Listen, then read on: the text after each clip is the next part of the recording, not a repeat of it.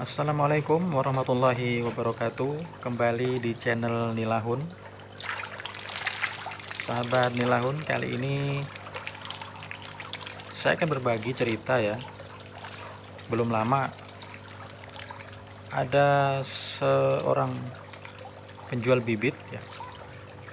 Penjual bibit ini curang ya, curang, tetapi dia bermainnya halus ya. Jadi kalau pembudidaya pemula, target dari penjual bibit yang nakal ini adalah pembudidaya pemula ya. Jadi ada modus-modus yang dipakai ya, memang terlihat tidak menipu, tapi setelah kita jalani transaksinya ternyata penjual bibit nakal ini adalah menipu ya. Jadi produk yang diposting, produk yang ditawarkan, atau bibit yang diiklankan itu tidak sama dengan bibit yang dijual. Nah, kali ini saya akan coba jelaskan ya pengalaman pribadi. Ini akan sangat membantu untuk teman-teman atau sahabat yang pemula dalam pembudidayaan ikan ya. Ini ya sangat mengkhawatirkan ya. Ini memang targetnya adalah untuk teman-teman yang pemula. Jadi semoga bermanfaat. Tolong disimak videonya ya. Yang belum subscribe, di subscribe dulu supaya tidak ketinggalan untuk informasi-informasi yang bermanfaat untuk video-video yang selanjutnya.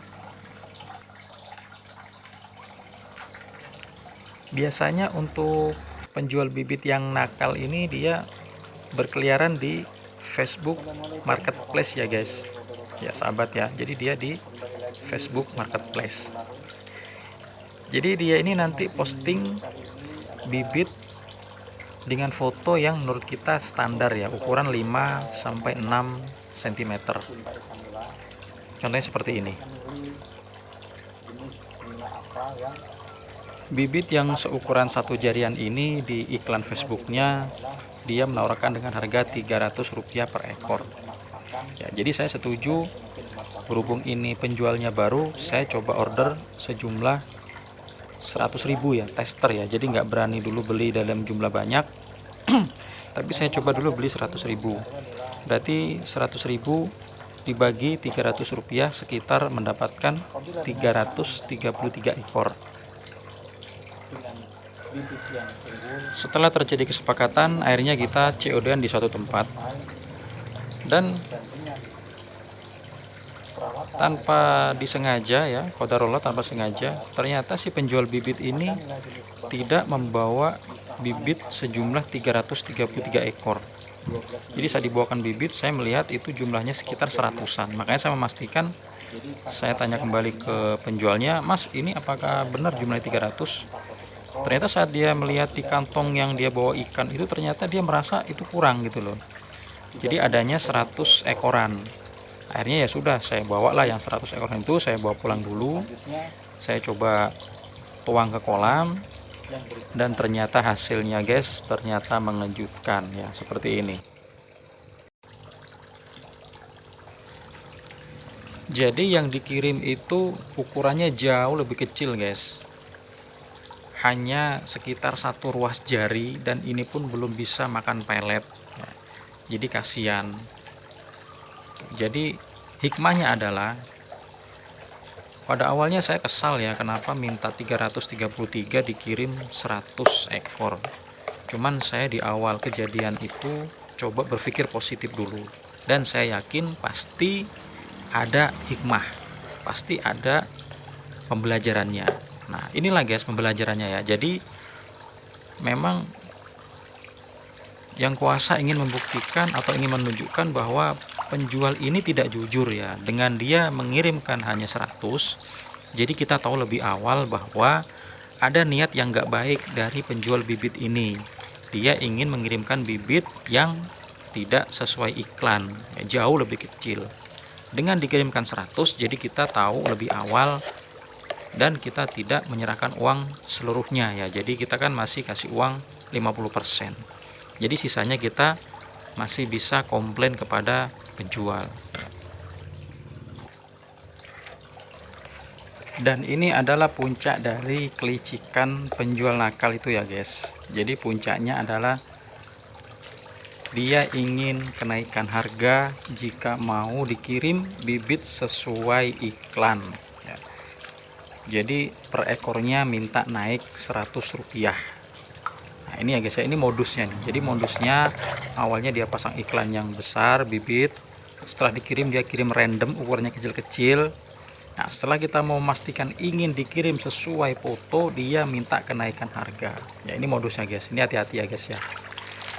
Jadi ini sasarannya itu adalah biasanya pembudidaya yang pemula. Jadi saya tetap minta untuk dikirim sesuai iklan ya guys. Awal-awal saya hanya ingin dikirim sisanya sekitar 200-an itu sesuai iklan, yaitu 300 per ekor. Tetap si penjual tidak mau ya, dia juga ngotot jika mau seperti iklan dia tetap harus naik 100 rupiah per ekor. Nah ini adalah poinnya ya teman-teman.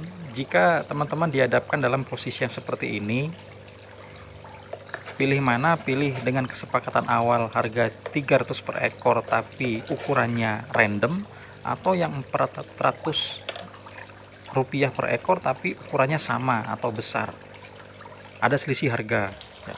Kalau dalam posisi ini teman-teman sekalian, berhubung saya sudah ada pengalaman ya, ambil yang naik harga 100 rupiah tidak apa-apa. Contoh misalnya kita butuh bibit 1000 ekor yang tadinya harus bayar misal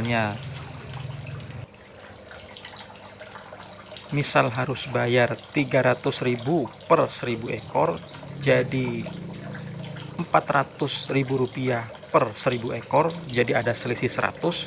Teman-teman harus pilih yang 400.000 per 1000 ekor. Kenapa?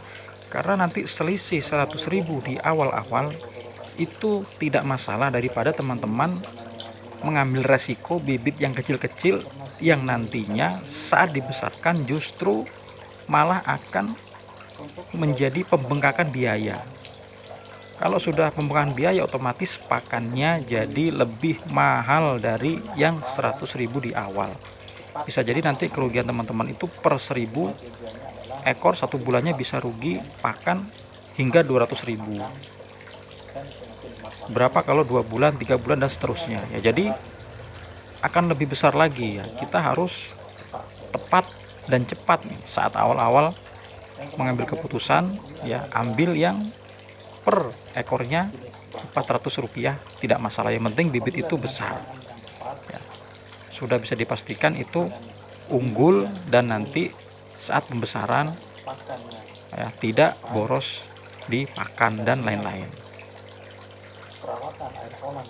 ya. Jadi seperti itu ya teman-teman, tips kali ini ya. Jadi untuk para penjual bibit yang misalnya melihat channel ini, supaya lebih jujur lagi dalam menawarkan bibitnya, supaya karena kita untuk budidaya itu kan perlu kerjasama yang jangka panjang ya, continuous, berkelanjutan. Jangan sampai di awal-awal para penjual ini berlaku curang ya. Otomatis nanti apabila sekali berlaku curang akan menyebar ke pembudidaya lainnya. Otomatis tempat penjual yang curang tadi akan sepi pembeli dan otomatis rugi sendiri ya gitu.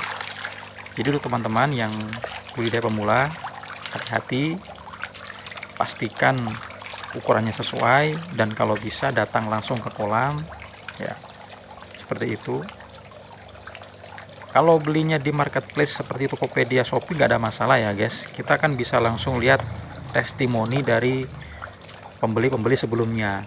Itu kan sudah hanya ratingnya ada bintang 5 atau bintang 4, ya. Jadi juga ada ulasan-ulasan pembeli sebelumnya ya. Jadi kita bisa tahu penjual itu jujur atau enggak ya. Kalau di Facebook ya susah ya guys. Kalau di Facebook kita nggak bisa lihat ratingnya kecuali itu penjual besar. Sedangkan di Facebook itu kadang banyak penjual-penjual yang baru ya, yang memang niatnya itu modus itu banyak ya, seperti itu ya. Kalau untuk di marketplace, sekali lagi Shopee, Tokopedia, saya pikir teman-teman bisa langsung lihat di rating atau ulasan pembeli-pembeli sebelumnya ya, jadi lebih aman ya guys. Juga kita bisa komplain atau retur atau kebijakan-kebijakan yang ditetapkan oleh para marketplace penyedia Rackberry ini ya, jadi kalau aman lah. Tapi kalau di Facebook ya itu tadi ya, harus cermat dalam, berhati-hati dalam transaksi ya. Jadi seperti itu guys ya, tetap semangat ya. Jangan lupa untuk di like, di subscribe dulu bagi yang belum subscribe, untuk manfaat, info-info manfaat menarik lainnya di video-video selanjutnya.